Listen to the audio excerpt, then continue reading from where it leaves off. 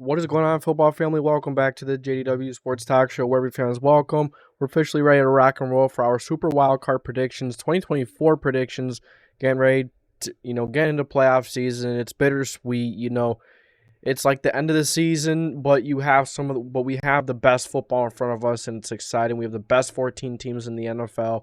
So the first matchup we're going to go through here are the Buffalo Bills and the Pittsburgh Steelers.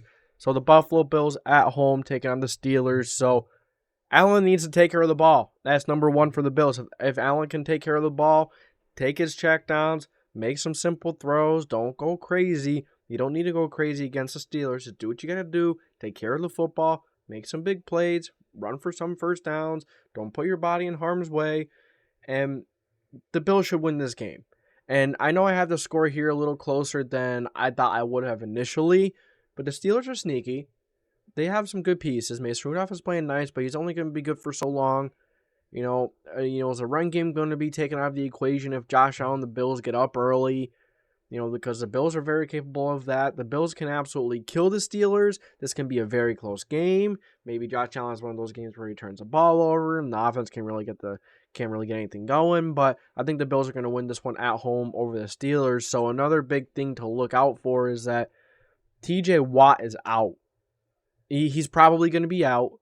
And, even though they have Highsmith, even though they have other guys that can play at a high level, they're no TJ Watt. Not having a TJ Watt versus Josh Allen, not being able to get as much pressure on one of the best in the league, it's going to be tough to get the stop. It's going to be tough for the defense to play as good as it can. But will the Steelers get the run game going? That's been one of the most inconsistent things for this Steelers team this year. I mean, some games they have ran it really well. Najee Harris, the last couple of games, he's looked really good. Now you're going up against the Bills. Is the defense going to be able to keep the Bills from getting up early? Is the offense, can they take care of the ball to keep the Bills from maybe getting up early and getting away with it, and then taking the run game away? You take the run game away, this offense probably isn't going to look as good. And next you have, will Mason Rudolph continue his great story? Will he continue to play pretty well? He's been playing pretty well here. He's got some good weapons. Deontay Johnson, George Pickens. They've been really nice. I like Pat Freiermuth, and Jaylen Warren is even a good backup running back. He's even a good, he's even really good 50-50 guy with Najee Harris. But Najee has been the hot hand, but it's not going to be enough for the Buffalo Bills. The Bills are one of the best teams in the NFL. They are hot coming into the playoffs. They destroy the Cowboys. They beat the Dolphins. They beat some good teams. They did lose to some bad teams throughout the year, but I do have the Buffalo Bills squeezing this one out 27-23. Okay, so the next matchup we have are the Miami Dolphins traveling to Arrowhead. And yeah, I have the Dolphins pulling the upset off over the Kansas City Chiefs, and let me tell you why. So the Dolphins have more firepower, and they're going to be able to make the extra play with Tyreek, with Cedric Wilson, with Durham Smythe. Durham Smythe is sneaky. He's a very sneaky tight end, very good on third down. You have Ricky Mostert. Don't know if he'll be back this game yet. Devon Achane. There's so many weapons, and the offensive line seems to be playing well. That offensive line plays well. You give Tua some time to get to Tyreek Hill and whoever the heck is, else is playing for them. They're going to be fine because, the Chiefs, can they make the extra play? That's the question I ask with them. We've seen it all year long. They haven't been able to get anything figured out. They've really struggled versus the Raiders. They really had a lot of bad struggles this year. And is it going to get any better against the Dolphins defense, against a really experienced defensive coordinator? So my big thing with the Dolphins is they don't play well away. They're playing in, 10 degrees, negative 10 degrees weather. It's supposed to be really cold. The weather is supposed to be atrocious. They're at Arrowhead. It's a very difficult place to play. Very loud, cold. You have Mahomes at home. And, really, could you really see the Chiefs going one and done? And the reason why I can see the Chiefs winning is, the Chiefs could have been holding back a lot of the season. The Chiefs may not have shown everything the last couple of weeks. They're probably, they don't want to show their hand. They don't want to show their cards. So maybe the Chiefs, they find a way, they kick it into high gear, and they end up looking like the Chiefs that we know from the past. I can see a scenario like that as well. But it's difficult to beat a team twice in the season. At that, a very good football team. I'm taking the Miami Dolphins 23-19 over the Kansas City Chiefs. Next up, you have the Houston Texans taking on the Cleveland Browns. This is going to be a really good game. This one is a 50-50 game. It can go either way. Would not shock me if the Texans win. Wouldn't shock me if the Browns win. So I'm taking the Browns by 3 points because of their defense. So the big thing is they're going to have to be able to stop the run. If they can't stop the run, if they're going to struggle against the run, and then CJ Stroud can in the passing game can piggyback off the run, it might not be a good day for the Browns. It might be a long day because CJ Stroud, as we've seen, he's been one of the most clutch quarterbacks in the NFL, and he's looked like remember the CJ Stroud that played Georgia? Yeah, he's been that every single game he's been in the NFL, which is really impressive. We were kind of asking ourselves, that's a ceiling. That's what he could be. Well, he's been that every single game, and I don't see why CJ Stroud won't have a good game, but I'm going to trust that Browns defense to make the extra play over the Texans defense, really, and then that Browns offense with, Joe Flacco, very experienced. He's been here before, former Super Bowl championship, a Super Bowl champion quarterback. Now he's, definitely not as good as he was then, and, there's a lot of different factors, but he's got Amari Cooper, Elijah Moore, David Njoku, Jerome Ford has looked good. The offensive line plays really well, and I think the Browns are going to be able to run the football. The Browns are going to be able to get to David Njoku, and I think the Browns are going to make the extra play on offense and defense. That's why I have the Cleveland Browns winning this one. If Thankyou was healthy, I would probably be taking the Texans. If Thankyou was healthy and the Texans were a little more healthy, I would 100% be taking the Texans, 100%. But since Thankyou, they haven't looked the same, and the play calling versus the Colts was very questionable in my eyes. I don't know why they didn't throw it more. I feel like they were trying to get the run game going more than they should have. It wasn't really working. They should have just been throwing the ball because the Colts have really bad secondary. Would have been able to do much better. Wouldn't have been that close, I don't think. But the Texans need to get the run game going. That's one of my main keys for the Texans. If the Texans can get that run game going, they have a really shot at winning this one. Not Mike Singletary. I actually think it's Devin Singletary. I don't know why I'm mixing it up with Mike and Devin, but I believe it's Devin Singletary. And if they can get that run game going with Tim Pierce, I think that the Texans have a good shot at winning this one. If they don't get that run game going, I think they're going to struggle to win this one. CJ Stroud still didn't play a good game, but getting that run game going is just that important to winning this football game. All right, off to the NFCs. So you have the Dallas Cowboys at home taking on the Green Bay Packers. So the Cowboys, man, they, we all know the Cowboys, right? They look great in the regular season. They're great at home. But when they go on the road or they are in the playoffs, they're just not the same football team. But that's not going to happen this week against the Packers. It's definitely possible for the Packers to sneak one in there against the Cowboys because the Packers, Jordan Love actually has been playing really well the last couple of weeks, and he's had a couple of games where you go, wow, Jordan Love has really looked good, and even the Packers' defense has looked better. Now, the Packers' defense did play the Vikings, and they did play the Bears, and take that for what you will, but it won't be enough against the Cowboys. And the Cowboys are at home. They're undefeated at home. Maybe it balances out because they're in the playoffs because they usually don't play like they should in the playoffs, but they're at home.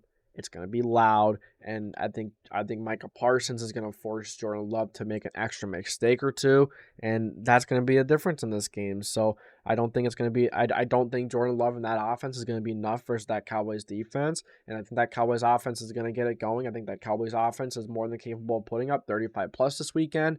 Now the Packers run defense is not great. They were better the last couple of weeks, but also taking in mind of who they play. Well, they play the Bears, who They do typically run the ball really well, especially with Fields, but I do think that the Dallas Cowboys are going to take care of business at home. They're not going to let another ridiculous stunt happen again. They're not, they're going to have a really good week. The offense is going to get humming. Dak Prescott, they're going to get the running game going, and Tony Pollard has been playing really well lately. Finally looked like the Tony Pollard that we thought he would be. And then you also take into consideration that the Cowboys may not have been trying to show everything the last couple of weeks because they're close to the playoffs, or it's pretty big. Why would you show everything? You don't want to show your entire hand. But the Cowboys, man, they should take care of business at home versus the Green Bay Packers, 38-27. Jordan Love is a sleeper. Aaron Jones is a really good running back. And if the Cowboys can't stop the run, which the Cowboys have had trouble stopping the run at times this year, if the Packers can get that run game going, they get the deep pass going to Christian Watson, to get some passes going to Jaden Reed, who's been nice. Romeo Dobbs, he's nice, but I just think that the Cowboys have a little bit more firepower on offense and defense. They have a little more superstar power. So I'm going to take the Dallas Cowboys 38-27, especially being at home too. That's a big advantage as well. Next up is another upset I have for this weekend. I have the Los Angeles Rams defeating the Detroit Lions, and let me tell you why. So first off, before I go tell you why, Matthew Stafford versus the Lions, Goff versus the Rams, and Matthew Stafford and the Rams have more firepower on offense, and it's harder to game plan for the Rams because Matthew Stafford is, when you have a quarterback of Matthew Stafford's caliber, it becomes really difficult to prepare for them. You can't fully prepare for them because they're going to make anything work. And on top of that, you're giving Matthew Stafford Puka Nacua, who had a historic rookie year. You're giving him Cooper Kupp, who's one of the best route runners in the league, one of the best slot receivers. He's got Kyron Williams. The offensive line's been playing better, so if they get that run game going, which they should, I have no doubt. This is a game I'm actually very confident in the Rams beating the Lions, and unfortunately the Lions still not getting that playoff win for, it's going to go on. That playoff win drought is going to go on for at least one more year, unfortunately. Matthew Stafford and the Rams, they have a middle of the pack defense, and they're going to be able to pressure Jared Goff, and Jared Goff under pressure isn't very good, but also it kind of depends on what Jared Goff you get. But I don't think you're going to get the best Jared Goff. I think you're going to get a Jared Goff that Sean McVay knows, and they know exactly what to do against him and know exactly what his weaknesses and strengths are. And, you can't really game plan for Matthew Stafford in that way, in a similar way, because he's just so good. He's such a high-level player. You can't really game plan for him. You just got to hope that he has an off day. That's the kind of quarterback that Matthew Stafford is. So I do have the Rams taking the cake over the Lions, 32-23. Next up, we have the Tampa Bay Buccaneers hosting the Philadelphia Eagles, and I have the Eagles barely scraping away with the win here. Now, going into the playoffs, the Bucs are definitely the hotter team. Eagles are kind of ice cold, took a really bad loss to the Giants, but versus the Giants, I also thought that the Eagles may not have been trying to show everything, or even the last couple of weeks, even for a while here. Maybe the Eagles haven't really been trying to show everything. They don't want to show their hand. They don't want to show their cards. They don't want to show everything yet. So the Eagles, maybe they are just saying, hey, we're not going to show everything. But, at the same time, the defense has been absolutely horrible when the stars have been there. The offense has been very, very lackluster. A.J. Brown, kind of a diva.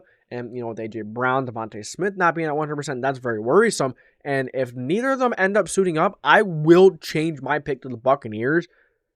And neither of them are probably going to be 1%.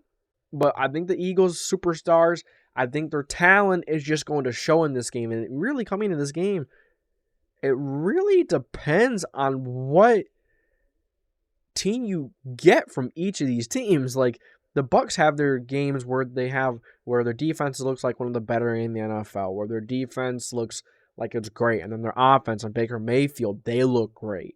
But then there'll be games where the defense is blowing coverages all day long, like one of the worst defenses in the league, very bad communication, and then and then the offense turning the ball over. But Baker Mayfield's been clutch, man. Baker Mayfield's been clutch, and if it comes down to one drive and Baker Mayfield has to put a field goal on the board to win, I can absolutely see Baker Mayfield doing that with the weapons he has and Mike Evans, Chris Godwin, versus the defense of the Eagles, which has been one of the colder defenses, which has been one of the worst in the NFL, if not the worst. But I do think the Eagles, I do think that their superstars and their talent is just going to get them by in this game. And something no one's talking about? I was watching PFF, and they mentioned that the Philadelphia Eagles are just the Vikings version of last year. They've won like 7 or 8 games within one score, and they kind of compared them to the Steelers in that pandemic year as well. You guys know what happened, 19. And I see a lot of similarities. Quarterback play has not been good. You're having divas at wide receiver. The defense is just not what it was last year. The defense just not playing well. The Eagles they're stumbling, man. They're stumbling, but I do think that the Eagles are going to find a way to win this one. And it really could go either way. It's a tough game to predict, especially the way, the Eagles are coming into the playoffs and the Bucs have been playing. But I think the Eagles are going to squeak by, and I think the Eagles are going to win 20-16. All right, guys, that's all I have for my Super Wildcard predictions. I appreciate you for stopping by. If you enjoyed this video, make sure to like, subscribe, put that post notification bell on so you don't miss any future videos.